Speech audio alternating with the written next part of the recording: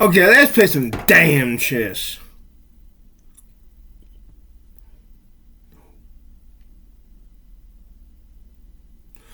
Move! The door she'd opened. They stood beside their mother, watching the bear with wide, frightened eyes. The bear shuffled into the cottage. He moved carefully, aware of his size, trying not to knock anything over. He crossed to the hearth and lay down heavily on the floor, stretching out before the fire. A sigh escaped him, a deep, rumbling groan of pleasure as the warmth soaked into his frozen fur. "That's better," he murmured. "Much better." For a long moment, no one moved. The bear lay by the fire, eyes half closed. The mother stood at her spinning wheel, watching. The girls huddled together, still afraid. Then the mother spoke again. Oh, they're cute. "Snow White, Rose Red, come brush the snow from his fur. The poor creature is soaked through." The girls looked at each other. Brush a bear's fur? Touch him? But their mother's voice was calm, certain. She wasn't afraid. So maybe they didn't need to be afraid either. Rose Red, the braver one, the wilder one, moved first. She took a broom from the corner and approached the bear slowly. He didn't move, didn't growl, just lay there, eyes half closed, breathing slowly. She touched the broom to his fur, began sweeping away the snow. He didn't react, didn't snap at her, just sighed contentedly. Snow White joined her sister. Together they brushed the snow from his thick black coat, working carefully around his massive body. The bear stretched and groaned with pleasure, like a dog being scratched behind the ears. By the time they finished, the girls were almost smiling. This bear wasn't scary. He was just a bear. A very large, very strange talking bear who wanted to be warm. Over the following hours, the girls lost their fear entirely. They began to play with the bear, cautiously at first, then more boldly. They put their small feet on his broad back and pushed, trying to roll him over.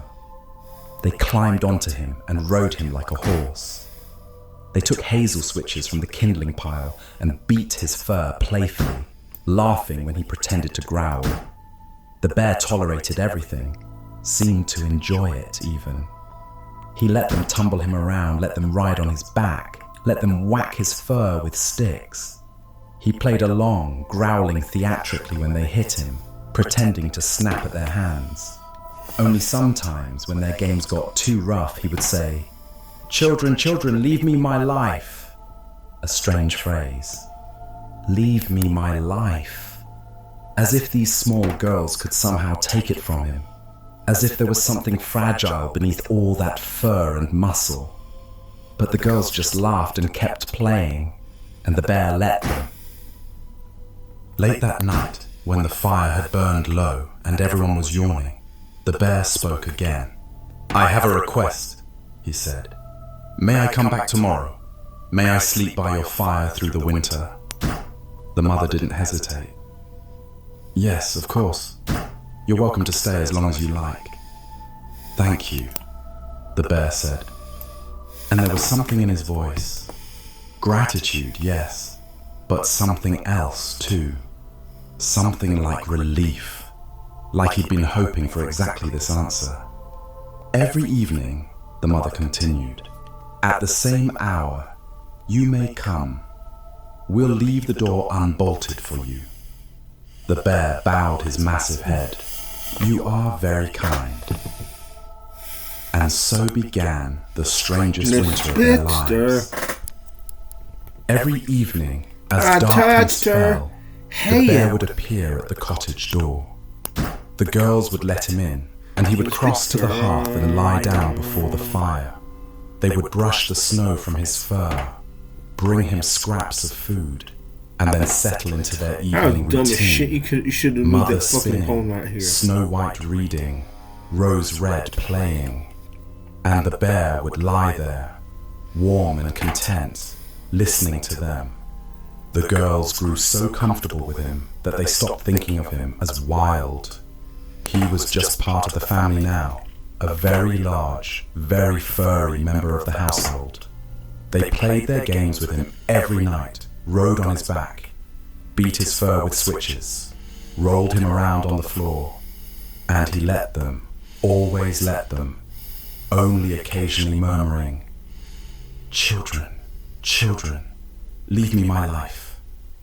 They stopped bolting the door entirely. Why bother? The bear would be arriving soon anyway. Let him come and go as he pleased. At night, the bear slept by the dying fire while the family slept in their beds. And in the morning, before anyone woke, he would rise and pad quietly out the door. Now buck up and take that night with disappearing that into the poem so I snowy can dig your forest. king up. Where did he go during the day? What did he do? The girls sometimes asked. But the bear Stupid! Bear business. He would say Man, that was vaguely. even more powerful than Forest I thought. I things. fucked his butt. They stopped asking. Eh. It didn't matter. Every evening he came back. Every night he slept by their fire. That was enough. I need to dig up some poems Weeks on that. became months. Ah! The snow piled higher. Ah! The nights grew longer. And the bear became as familiar as the lamb or the dove, as much a part of their lives as the spinning wheel or the hearth. It was strange. It was impossible. But it felt completely normal. Then spring came. The snow began to melt. The days grew longer. Stupid! The forest floor turned from white to Mutt! brown to the first tender green of new growth. One morning, the bear came to the cottage door, but instead of leaving silently as usual, Now I'm gonna he get him spoke. with. No, I'm gonna get him "I with must the white go bitch now," shit, mate. he said. Snow White looked up from her breakfast, distressed. Go? Go where? Into the forest, deep into the forest. I must guard my treasures from the wicked dwarves. The girls exchanged confused glances. Treasures? Dwarves? What was he talking about? In winter, the bear explained, the ground is frozen hard. Alright, The dwarves have to his. stay below in their Oh! holes. I stomped. They I can't break stomped through to his the ass. surface. But now that the sun has warmed and thawed the earth, they'll dig their way up. They'll steal everything they can find. And what falls into their hands is not easily retrieved. Snow White felt tears prickling her eyes. She'd grown attached to this strange creature, this impossible bear who'd shared their winter. When will you come back? When the ground freezes again, when winter returns. The bear turned toward the door. Thank you for your kindness. I won't forget it. He began to squeeze through the doorway and caught his fur on the door latch. The fur tore, just a small patch ripping free from his body.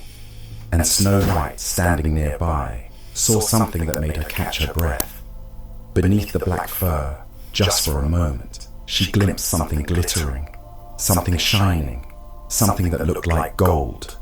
But before she could look closer, the bear pulled free and bounded away.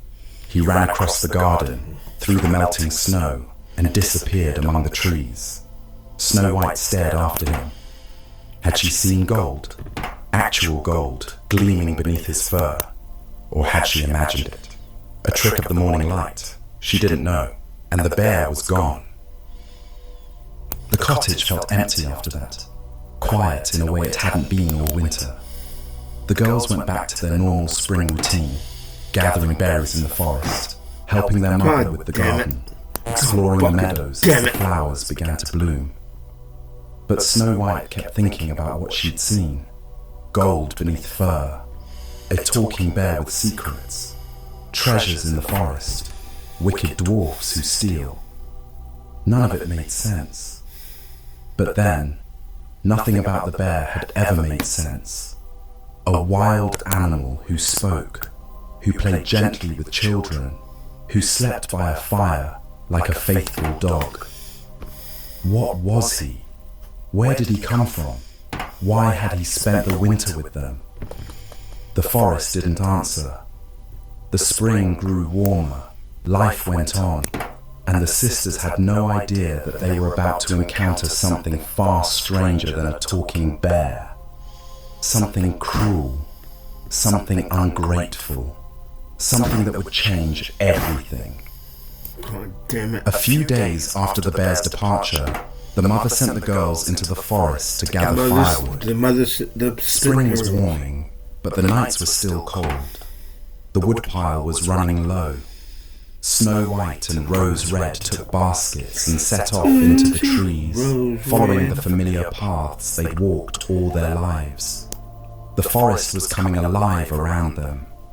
Birds sang in the branches. Squirrels chattered and leaped from tree to tree. The air smelled of damp earth and new growth. They walked deeper into the woods, looking for fallen branches dry enough to burn. And then they came upon something strange. A large tree had fallen across the path. Not recently. The wood was weathered, the bark peeling. It had been down for some time, but something was moving beside it. A small figure, jumping up and down frantically, leaping into the air, falling back, leaping again. A strange, jerky motion, like a puppet on strings. The girls moved closer. It was an old man, very old, with a face like a withered apple, wrinkled and weathered and sour. But he was tiny, smaller than either of the girls, barely 3 feet tall. He had a long white beard, impressively long. It must have reached his knees when he stood straight. But right now, he wasn't standing straight. He was hunched over, pulling at something, jumping and cursing. His beard was caught. A crack had opened in the fallen tree trunk, and the end of his long beard was wedged inside it, trapped. No matter how he pulled and jumped, he couldn't get free. His eyes, when he looked up and saw the girls approaching, were strange. Not brown or blue or green, but red, fiery red, burning with anger. "Well," he shrieked, "why are you standing there? Can't you come and help me?" The girls hurried over. This little man needed help. Nice game. That was clear enough. "What happened?" Rose Red asked. A reasonable question. She wanted to understand the situation before trying to solve it. The dwarf's red eyes blazed with fury. "Stupid, nosy goose. What does it look like happened?" Rose Red stepped back, startled by his venom. The dwarf jabbed a gnarled finger at the crack in the tree. "I was trying to split this trunk to get wood for my fire. We don't need great thick logs like you rough, greedy people who burn so much. I drove a wedge into the crack to widen it. But the cursed thing sprang out before I could grab it, and the crack snapped shut on my beautiful beard." He yanked at his beard again, uselessly. "Now I'm stuck here like a dog on a chain, and you two milk-faced simpletons stand there gaping. Don't you have anything helpful to say?" Milk face. I want to be milk faced. They hadn't done anything wrong, but already he was insulting them, cursing them, treating them like enemies. Snow White, the gentler of the two, tried to smooth things over. Whoops! "We'll help you. Don't worry. We'll get you free." "Then do it!" the dwarf snarled. "Stop talking and do something." The girls knelt beside the fallen tree and examined the situation. The dwarf's beard was wedged deep in the crack, caught tight, impossible to pull free without damaging the tree or the beard. They tried pulling the beard gently. It wouldn't budge. They tried prying at the crack with their fingers. The wood was too strong. "This isn't working," Rose Red said. I'll run back to the village and get help. Someone with tools. Senseless sheep! The dwarf exploded. Fetch more people. 2 of you is already too many for my taste. Can't you think of anything better? Please be patient, Snow White said softly. I'll find a way. She reached into her pocket and pulled out her scissors. God fucking small sewing scissors, the kind she used for needlework at home. Hold still, she told the dwarf. And before he could protest, she cut off the tip of his beard, the part that was trapped in the crack. The dwarf stumbled backward, free. For a moment, silence. The dwarf stood there, rubbing his chin, where his beard now ended several inches shorter than before. The girls waited for thanks. They'd solved his problem. They'd freed him when he couldn't free himself. The dwarf reached down and grabbed something from among the tree roots. A bag. Damn it. A heavy bag that clinked when he moved it. God fucking damn it. Gold. The bag was full of gold coins, hidden there in the roots, waiting for him. Bucket. He hoisted it over his shoulder and turned to face the girls. You wretched girl, he screamed at Snow White. How dare you cut off a piece of my magnificent beard? Bad luck to you! Bad luck to you both!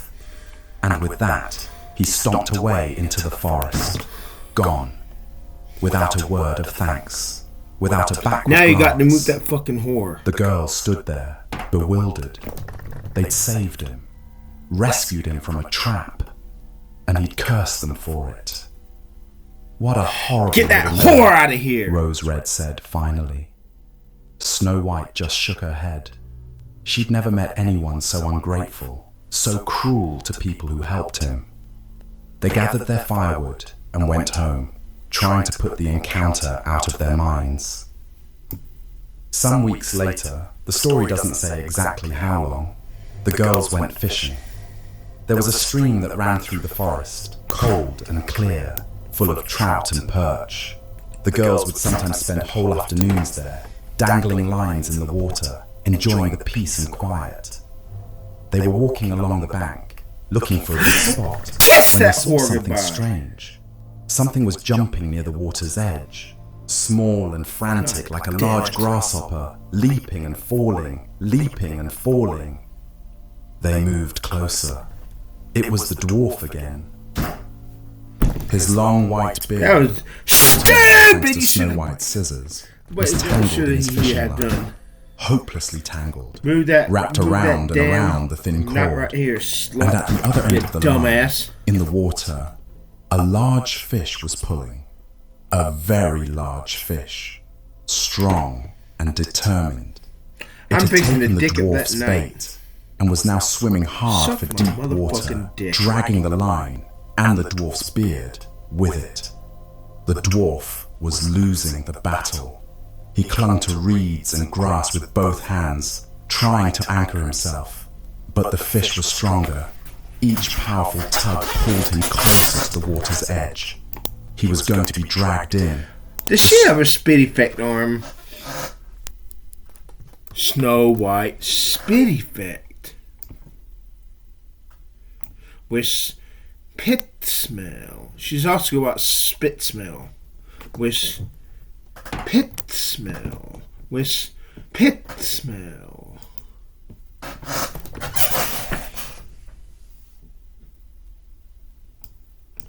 Ah! Dumbass. Stupid! Kiss one of those books goodbye, slut.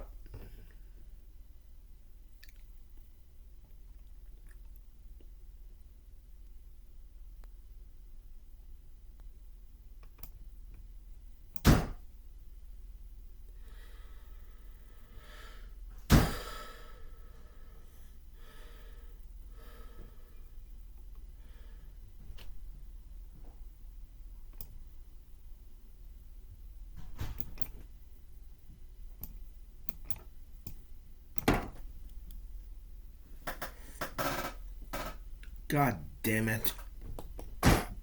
God fucking damn it. God bucket.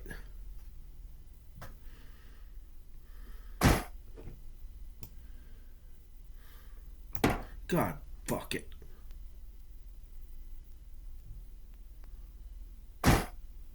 God, fuck it.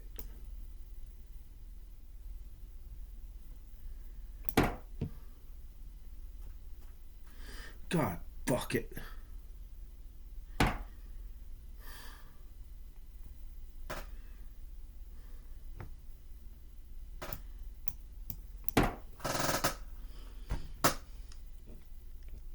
God damn it.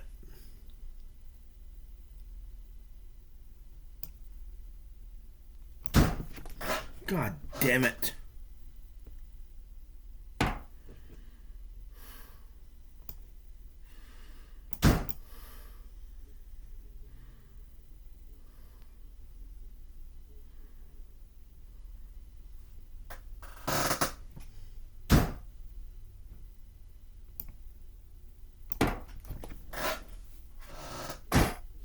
God damn it.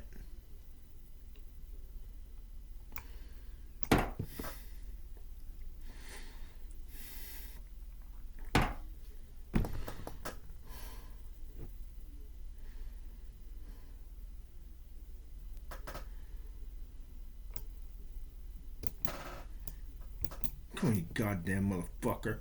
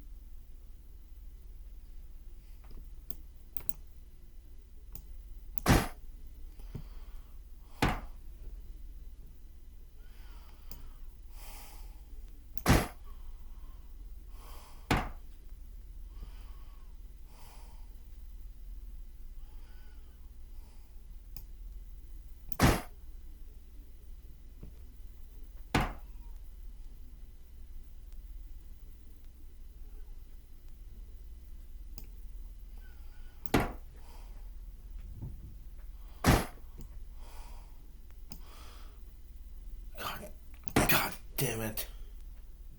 Oh, fucking Christ.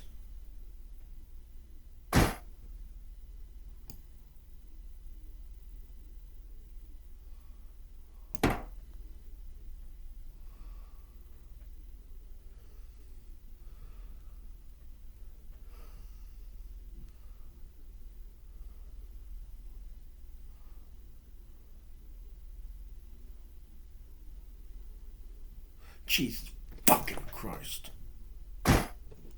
Suck my fucking dick, bitch.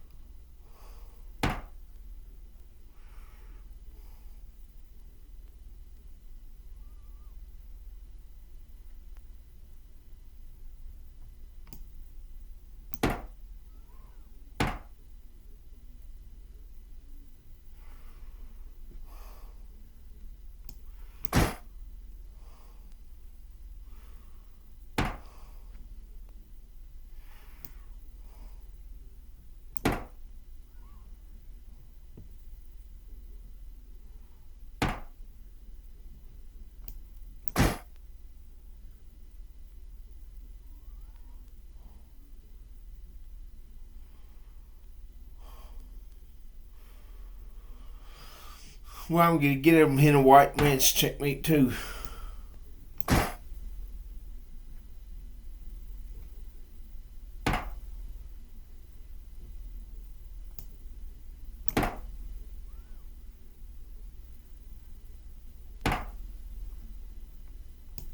Suck my dick, bitch.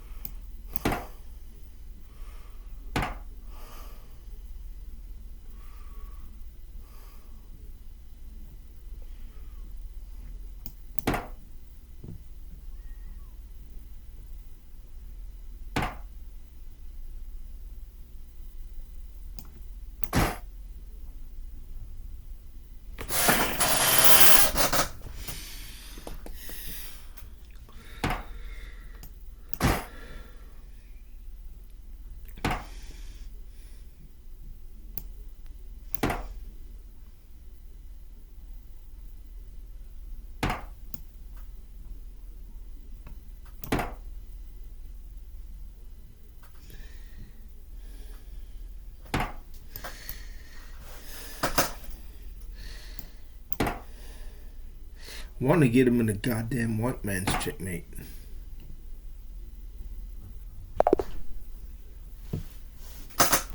I fucked this hole.